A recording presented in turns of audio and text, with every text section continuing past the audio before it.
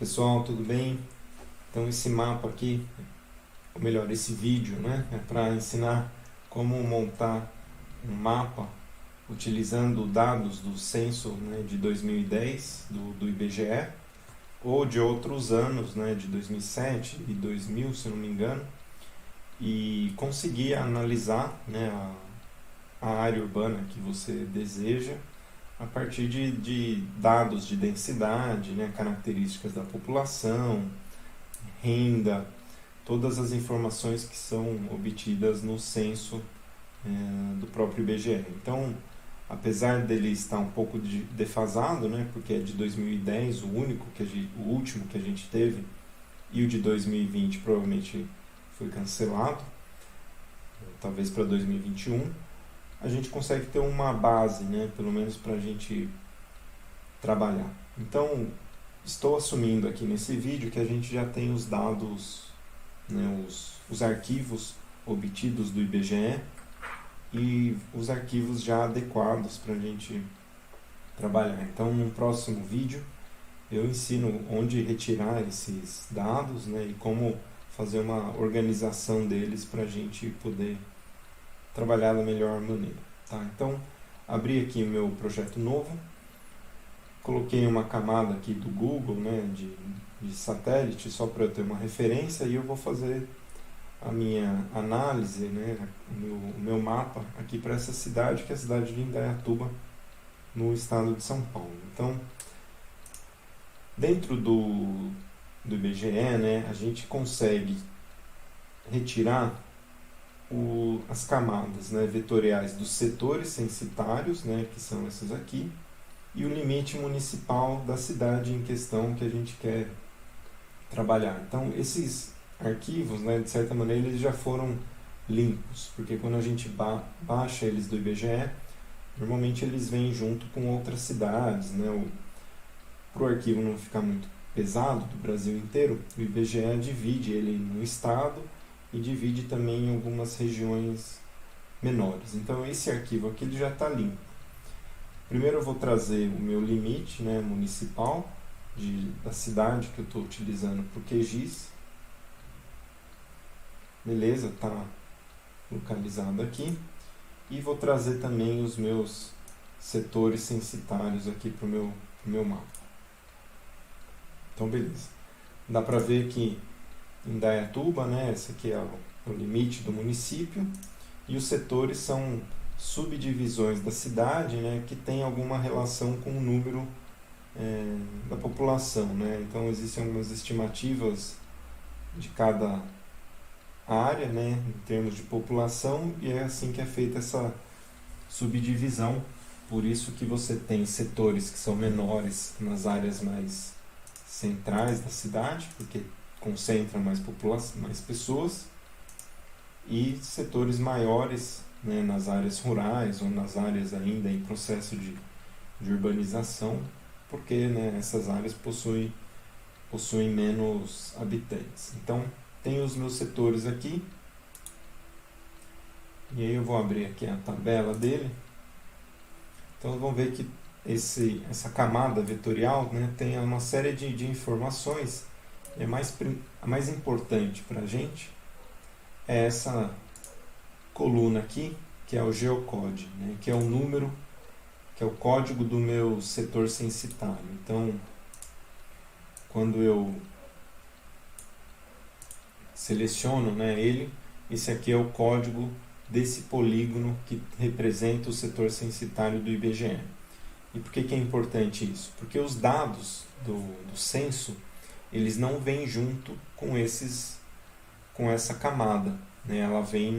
Esses dados vêm em outro formato de arquivo, né? No formato CSV, que pode ser aberto, por exemplo, em software de planilha, né?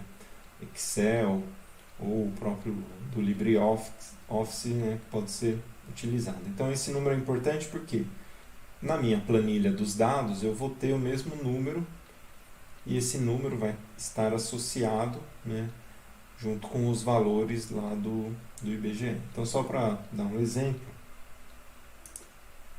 tenho aqui o meu código do setor, ele está esquisito aqui, mas deixa eu mudar para número aqui. Então aqui tem o código do setor, né, que é o mesmo código que eu tenho aqui no QGIS, certo? Então 3, 5, 20, 50, 90 é esse mesmo código que eu tenho aqui na planilha, né? E nessa planilha é onde eu vou ter os meus dados do censo demográfico, certo? Então cada código desses, né, representa um tipo de informação, e aí eu já vou mostrar quais são essas informações aqui. Segunda coisa, né, então eu já trouxe aqui as minhas camadas, agora eu preciso trazer essa minha tabela aqui para o meu mapa. Então eu venho aqui em camada, né, adicionar camada de texto delimitado, né, que é o delimitado por vírgula. Então, vou abrir aqui, vou procurar o meu arquivo, né, também esse meu arquivo ele já está limpo, então a gente pode usar ele mesmo. Setores 2010, Indaiatuba. Esse aqui é a base completa do estado de São Paulo, tá vendo a diferença de tamanho? Então esse arquivo ele já está limpo. Vou abrir. E aí ele já vai ler, né? Ele lê a primeira linha como tópico, né? E as outras como dados, né? Como informação. Então o código setor é o meu número da camada, né? O meu código da camada. E os valores estão aqui representados até o 154, que é uma parte dos dados que tem disponíveis pelo IBGE. Então meu arquivo .csv, também aqui CSV, que é valores separados por vírgula. Vou adicionar e vocês vão ver que ele não faz nada, né, por enquanto. Então ele só é uma camada de texto que não está associada ainda à minha tabela. Coisas importantes, né, que às vezes dão um problema, é porque o QGIS ele precisa ler os dados como número ou como texto.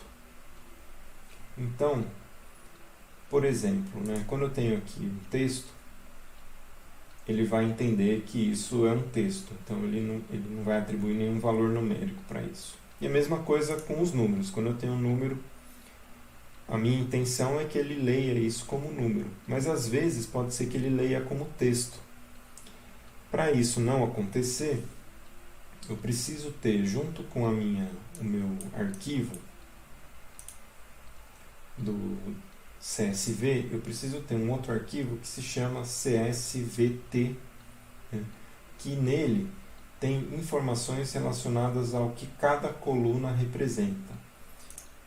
Como exemplo, tenho aqui, então cada coluna, primeira coluna, segunda, terceira, representa um tipo de informação.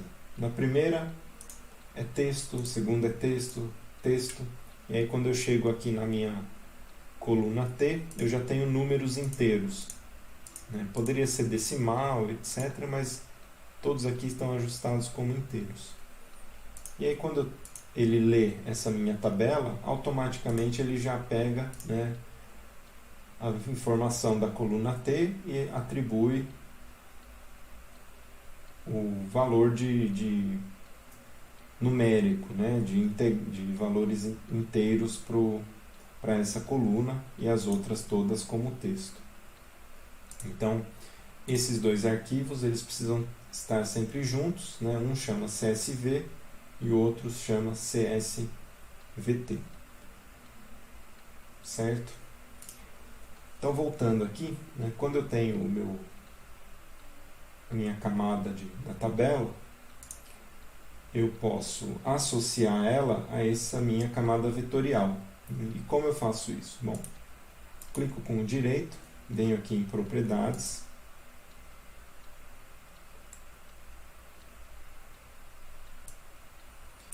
Vou ter uma função aqui que se chama junção, né, joins, e aqui eu vou criar uma nova junção, clicando no mais, vou juntar a minha tabela, né, vou juntar o meu campo, lembram lá que o primeiro campo, código setor, com o meu geocode, que são as duas colunas que tem os dados, né, o nome do meu polígono aqui do setor censitário. Essa aqui está junto com a tabela e essa está junto com o meu arquivo do setor censitário. Dei um OK, ele vai fazer essa junção, está aqui já associado, e também, né, ele não vai mudar em nada o meu desenho. Então ele vai permanecer igual agora, né, mas agora eu consigo classificar ele usando algumas características.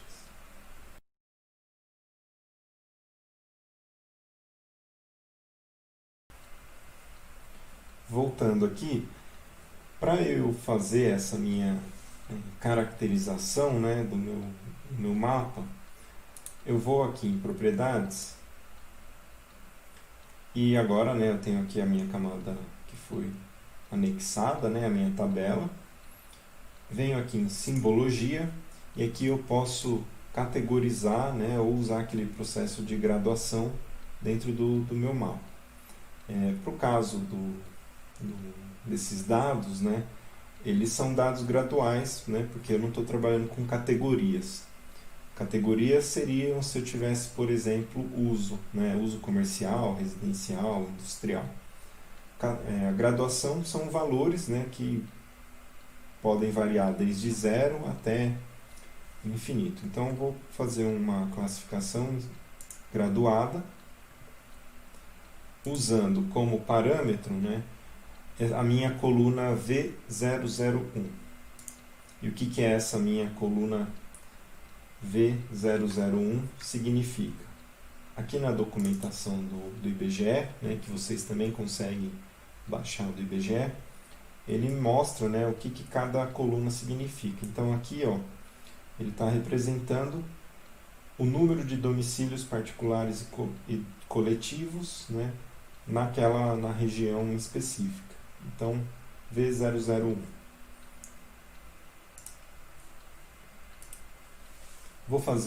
Coloquei aqui, né, o que eu quero graduar essa informação, vou classificar e ele vai me dar essa classificação já pronta, né? E aí eu posso trabalhar com um número de classes diferentes. Por exemplo, 10 classes, 20 classes, né? Então, tudo isso depende de como eu quero fazer a minha representação e também eu posso mudar, né, o método estatístico que ele vai utilizar para fazer essa classificação. Eu gosto muito de usar as quebras naturais, porque acho que ela entende melhor, né, a distribuição desses valores no espaço. Então, classifiquei, vou dar um aplicar, e aí ele vai mexer aqui no meu desenho. Então, dá para ver aqui, né, que agora eu tenho o meu número de residências, né, distribuído no meu território.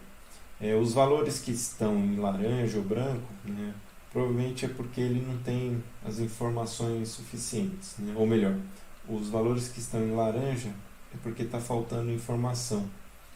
Então isso às vezes pode acontecer, não tem problema, né? Tá vendo? São setores que ficaram vazios.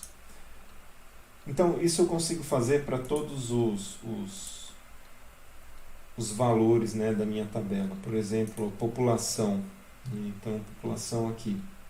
Pessoas residentes, né, V014. Posso vir aqui, V014, classifico. Posso mudar meu tom, né? Vou trabalhar aqui com espectral, né? Mais baixo, mais alto em azul. Classifiquei, vou aplicar. E aí eu tenho um pouco da minha da minha concentração populacional, né? Nesse caso, o ideal é trabalhar com uma cor gradual, né? Um gradiente que te permite identificar os menores, né? E os maiores valores mais rapidamente.